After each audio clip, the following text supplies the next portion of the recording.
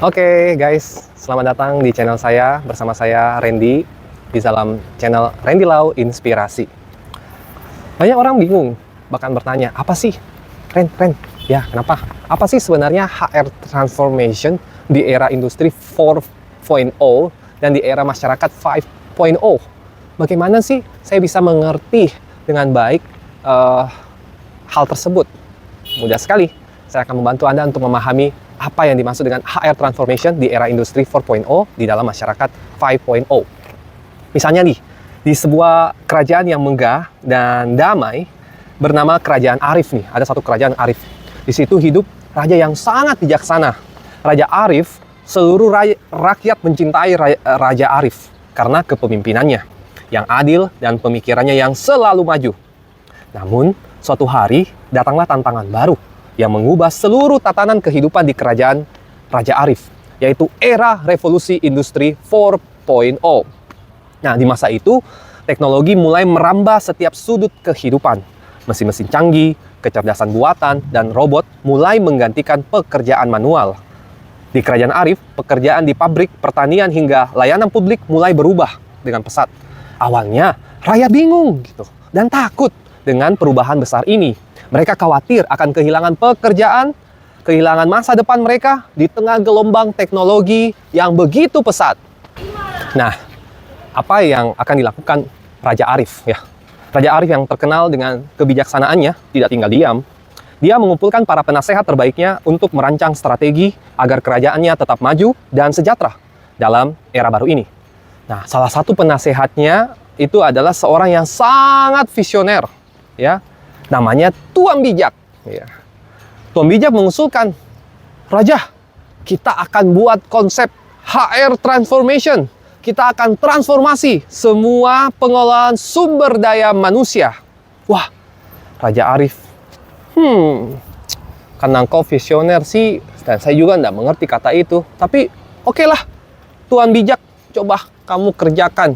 Bagaimana sih melakukan HR transformation itu?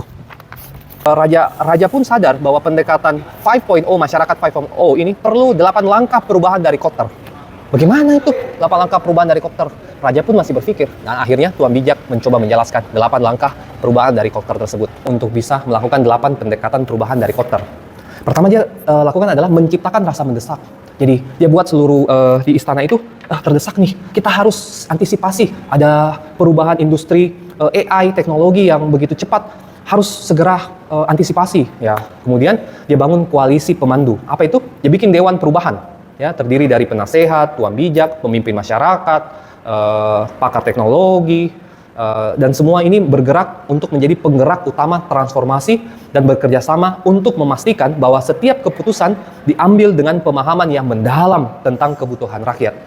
Apakah cukup sampai situ? Tidak. Pendekatan Kotter itu juga yang ketiga adalah mengembangkan visi dan strategi. Jadi setelah terbentuknya Dewan Perubahan, Raja Arif dengan para penasehatnya, dia menetapkan visi yang jelas, membangun masyarakat 5.0 yang sejahtera, di mana teknologi dan manusia saling bekerja sama. Ini untuk menciptakan masa depan yang lebih baik. Mereka kemudian merancang strategi untuk mencapai visi tersebut melalui pelatihan teknologi, pengembangan soft skill, dan inovasi kreatif di seluruh kerajaan. Bagian dari kerajaan masyarakat kerajaan Pak Arif perlu mendengar langkah ini. Yang kemudian perlu mengkomunikasikan visi perubahan ini. Komunikasi adalah menyampaikan dengan jelas maksudnya kepada seluruh rakyat. Bikin pertemuan di alun-alun kerajaan, jelaskan terus-menerus rencana transformasi besar tersebut. Pendekatan kelima adalah memberdayakan tindakan luas. Untuk memastikan transformasi berjalan dengan lancar, Raja Arif memberikan kewenangan kepada para pemimpin lokal, kepala desa untuk melaksanakan pelatihan teknologi dan inovasi di wilayah mereka masing-masing.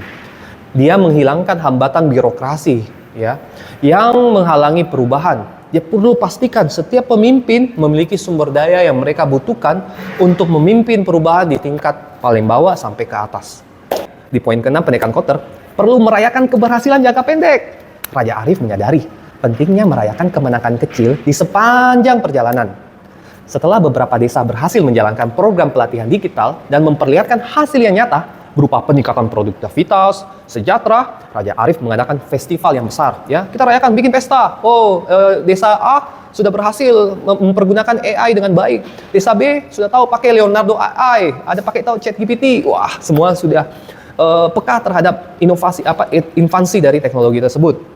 Apalagi selain dirayakan. Yang ketujuh adalah mempercepat perubahan dengan menambah keberhasilan. Apa itu? Setelah melihat keberhasilan awal, Raja Arif mempercepat transformasi.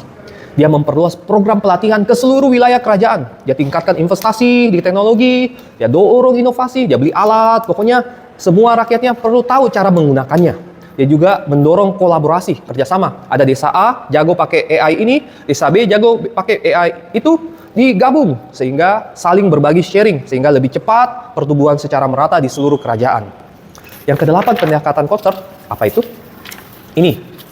Akhirnya pendekatan itu menjadi satu perubahan dalam budaya.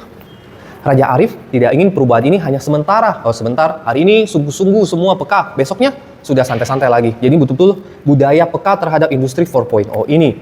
Jadi setiap pemimpin dari menterinya, kepala desa diinstruksikan untuk memastikan bahwa perubahan ini terus diterapkan dalam jangka panjang.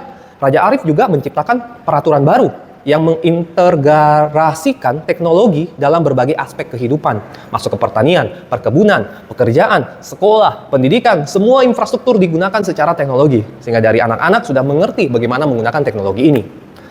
Well, kesimpulannya, dengan menerapkan 8 langkah perubahan Kotter, Raja Arif berhasil memimpin transformasi besar di kerajaannya. Rakyat tidak hanya menerima perubahan, tetapi juga menjadi bagian dari perubahan itu. Kerajaan Arif tumbuh menjadi kekuatan utama di era industri 4.0 dan masyarakat 5.0, di mana teknologi dan kemanusiaan hidup berdampingan secara harmonis. Setuju dengan pergerakan Raja Arif? Oke, tos. Salam perubahan. Thank you.